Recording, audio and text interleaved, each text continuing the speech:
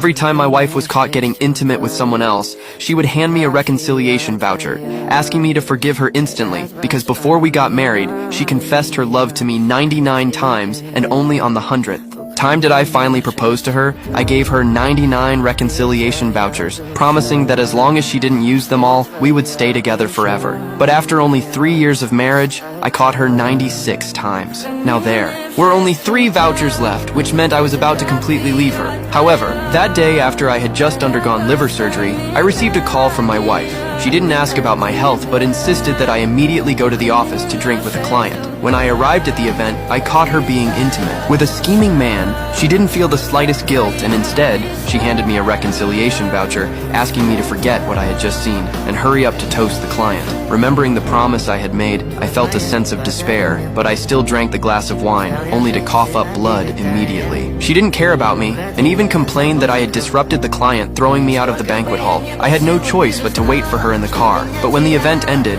I saw in the rearview mirror she was again in the arms of the scheming man. I could no longer stand it, so I got out of the car to interrupt them, but she turned it around, blaming me for secretly hiding in the car. Hearing those words, I felt my heart completely shatter. Then she received a call saying the scheming man had passed out from drunkenness. She immediately decided to leave, but turned back to pretend to care about me, saying she was just checking on a younger subordinate and that it was no big deal. She'd just use one more reconciliation voucher. I looked at her calmly and said, since she had decided to use the reconciliation voucher, I would never be angry with her. She immediately smiled and left. Little did she know, after tonight she would only have one reconciliation voucher left at this moment. At this, my heart was completely devoid of attachment. I immediately wrote up the divorce agreement and just waited for her to use up the last chance. When she came home, she put a bag on the table. When I saw it was from my favorite cake shop, I thought she still cared about me, and a moment of comfort flashed through my mind.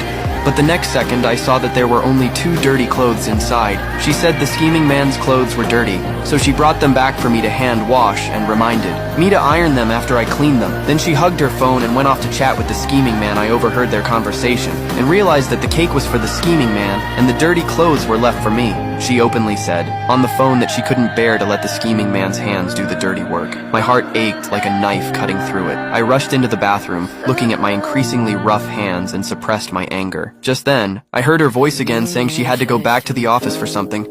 I immediately asked her if she didn't come back tonight, could I use one of the reconciliation vouchers. She didn't realize this was her last chance, and immediately agreed, saying she would definitely be home before 12 and wouldn't need the reconciliation voucher. She even planned to kiss me, but I turned my head and avoided it. She